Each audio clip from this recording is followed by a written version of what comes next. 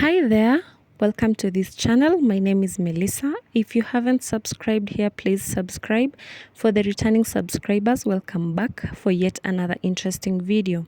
So today guys, I'm going to be cooking or preparing soft layered pumpkin chapatis.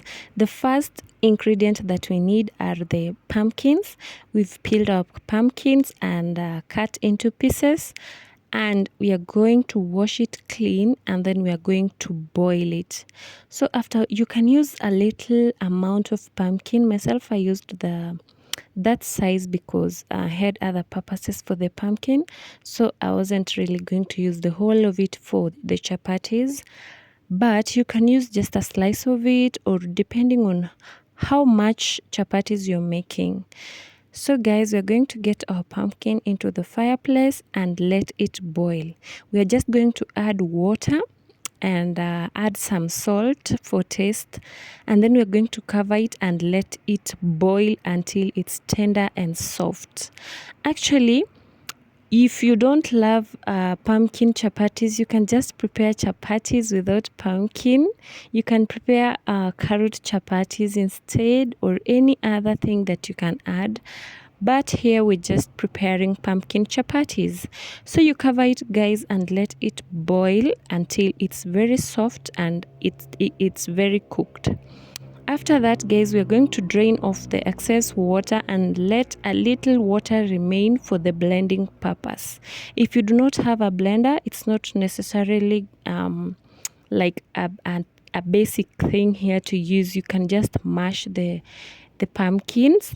But if you have a blender like myself, you're going to put your cooked or your boiled pumpkin into the blender, including its little water that's left, so that it's easy to blend. And then we are going to blend it until it's smooth. So if you do not have a blender, you can just mash it until it's smooth and get rid of all the lumps. So this is how to blend it guys, until it's smooth. And because we had added salt at this stage, if it's thick enough, it's very tasty. It's very yummy for those who love pumpkin soup. So that's it, blending guys. And then after blending it, we're just going to get it into a bowl or something and let it wait for the chapatis, for chapati cooking. Look at it guys, it's so tasty for babies. By the way, if you have a small baby that has just begun feeding, that's a very very nutritious meal for the baby. Okay, even you as an adult, you can take that. So guys, after preparing our pumpkin, it's ready. You set it aside, and then we are now going to proceed to the next ingredient. That is the flour. That's the basic one for the chapati making. So we are using the all-purpose flour. We cannot use the self-rising because we are preparing chapati. So the first step is to get the flour into your mixing bowl or something, depending on the quantity of the chapatis you want to make. Myself, I was just preparing a little chapatis for my family. So you can use a cup or two or more, depending on the number of people that are going to consume the chapatis. So once you've put your flour into a bowl or something that you're going to use to knead, you add in a little salt to taste. Okay, you can add in less salt and more sugar, or more salt and less sugar, depending on the taste you want to achieve. Myself, I love chapatis that are more saltier, not too sugary. Okay, so that's why I went in with more salt than the sugar, but I still added some sugar onto it because of the taste that I wanted to achieve. So you add in sugar according to your taste, but I would recommend less sugar in the chapatis because, okay, I think that's how I prefer mine, but you can add in yours as you prefer or as you like it. After adding in salt and sugar, you mix using your hand or a whisk or just anything, guys. Ensure it's mixed thoroughly and nicely, that the salt is all over. And then after that, the next thing that we are going to add in is the We are going to add in some cooking oil for kneading purpose, but before that, let's go in with our pumpkin, the blended or mashed pumpkin. So you add in and then you mix it with the flour nicely. So what pumpkin does, it gives a good taste. It gives a nice color to your chapatis. And for those, I don't know of the nutrition value, guys. I can't lie. I don't know if it adds in any nutrients other than the normal. I'm not so sure about that. But the chapatis made of pumpkin are so tasty and so yummy. So the reason why I was adding in a little, after adding in the pumpkin, I went ahead and added a little oil to make kneading so smooth and so fast. But you can skip that step if you don't really want to. But myself, I just added a little oil like so. So you can also add the little oil if you want to, but the purpose of it is to make it easy and the kneading will be so smooth. And then I went in with some warm water. Okay, you can use cold water, you can use room temperature water, you can use hot water. I've seen people use hot water and not knead with their hands. They knead using maybe a cooking stick or something, but I used warm water here. I can also use cold water and the results will still be nice. It's all about the kneading, guys. It's not even about the water, but some people say hot water works better for them. So if it works for you, you can use hot water. Myself, I can use any water, so I was just using some warm water. Keep adding in water as you need until you get a desired texture. That is not, the dough should not be so thick, neither should it be sticky. So we are going to continue kneading, guys, until we get the texture of dough that is perfect for chapati.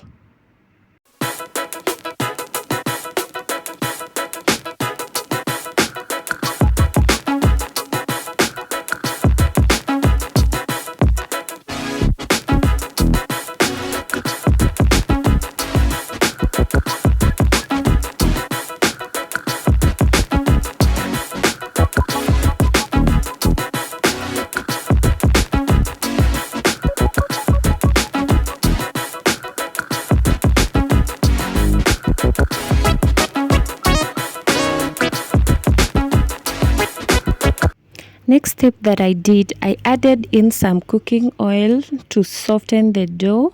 So after softening it, this is actually just to make it not sticky. Then you break it into pieces. The purpose of breaking it into pieces is for the oil to get into the inner parts of it. After breaking it into pieces, you just continue kneading it nicely. And then after this, after like 30 seconds, you transfer your dough into a working table or something so that you can continue spreading it and kneading it further.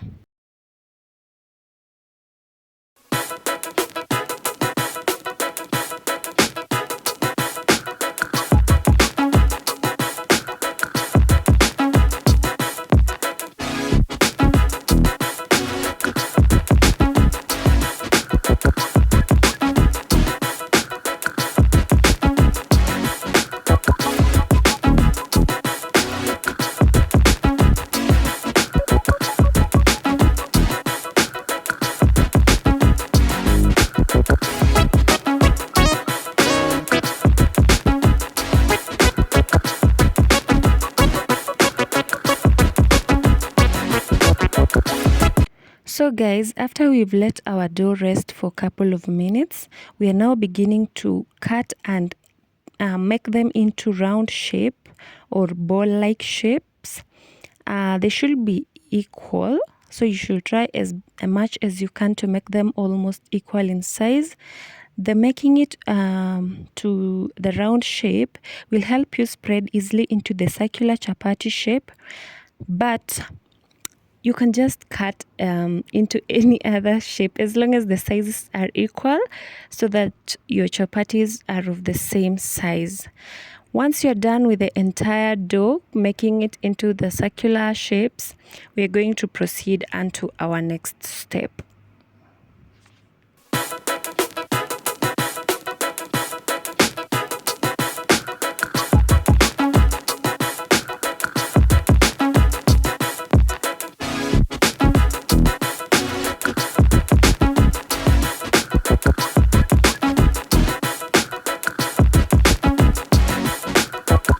So guys, now we are done with the making of balls. So we are going to proceed on to our next step, whereby we'll be making the layers. Okay, these are layered chapatis. So we are now beginning to make the layers from this next step. So you will be picking the balls one after the other. The purpose of adding in some flour is just to make it not sticky and for easy spreading. Then spread it using your rolling pin or your rolling stick. Make the circular shape of chapati. Okay. In this step, it should not be as perfect as the one that you're going to cook, because we are still going to roll this back into a ball. So after spreading it nicely, you go in with a little cooking oil. Okay, if you have a brush, the better. You use it to spread all over your spreaded dough like that. After that, guys, we are going to dust it a little bit. After spreading the oil, you dust it a little bit with your flour, like so. Then after dusting, you make it into half. Okay, you make it into half like that, and then you go in again with a little cooking oil, spreading it or brushing it over the half. Go in again with a little dough to dust, not dough, a little flour to dust, and then you roll it. Okay, you roll it like so, and then you spin it to make a circle or something like that. Is that a circle? There's a name for that shape. Like that, and then you are done. So you put it aside, and then you proceed to the next one. So we are going to do this to all the balls. Okay guys, we are going to do it to all the balls. Once you're done with all of them, is now when we are beginning to cook. If you feel this step is so hard for you, then you can just proceed cooking them from this step without doing the layers. Okay, the purpose of this step is just to create the very nice layers. You should try it out, guys, and let me know in the comments section how yours came out. And if you feel it's a lot of work, from this step you can avoid the entire step and just take your ball straight from spreading it to the pan.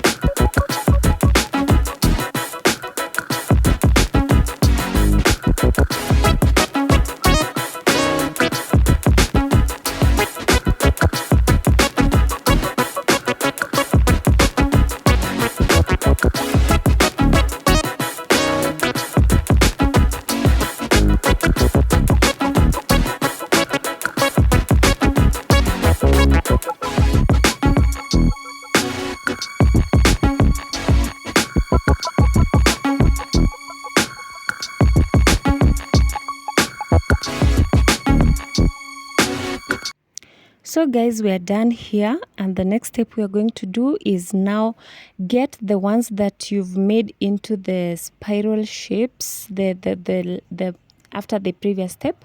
We are now going to spread them into the circular signature chapati shape. And if you don't like the signature shape, you can make it your shape. You can make the Sudan map, you know. Okay, but just any shape. Okay, then you put it into your pan to preheat. Most people say blow dry. I don't know. You preheat it. So as the first one is preheating, you should be spreading the next one.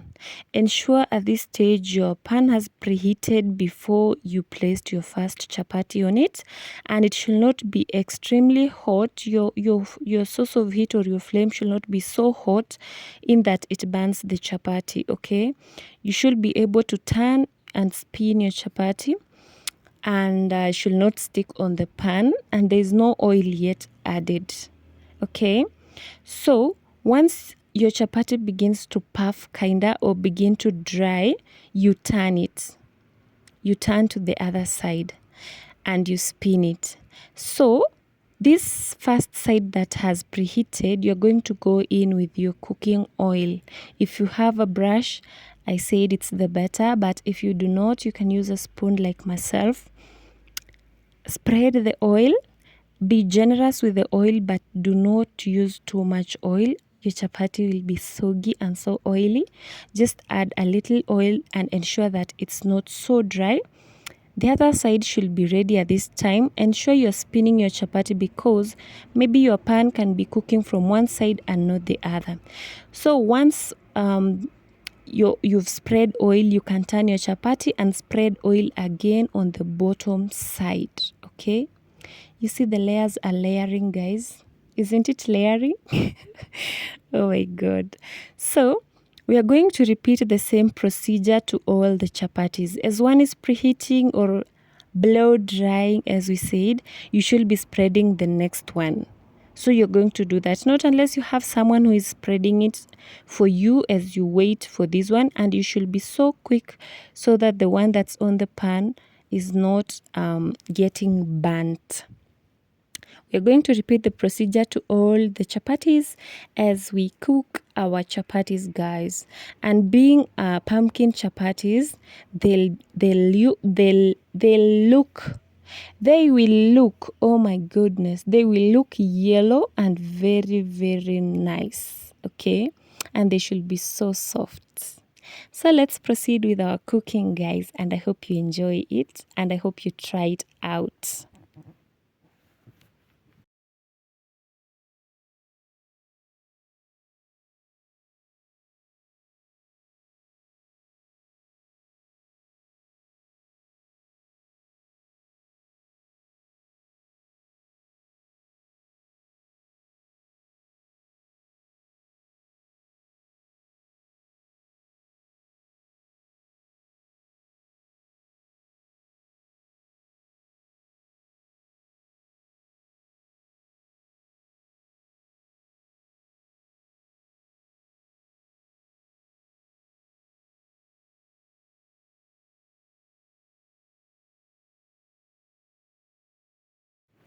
And finally, guys, this is the result. These are my chapatis, my soft layered pumpkin chapatis.